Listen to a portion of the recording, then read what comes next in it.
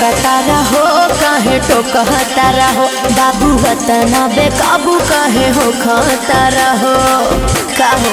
अरे कहाँ से उतरे रे? काहे रोकता रहो काहे टोकता रहो बाबू वतना बेकाबू काहे हो खाता रहो। अरे लागता खेला कहीं भइल बा भइल बा अरे भइल बा ना हो एकर दलान में बिछावल वे रनिया कबे ओढ़निया माइल बा कौन फरिहान में बिछावल वे रनिया कबे ओढ़निया माइल बा। कुछ भी बोलते हो।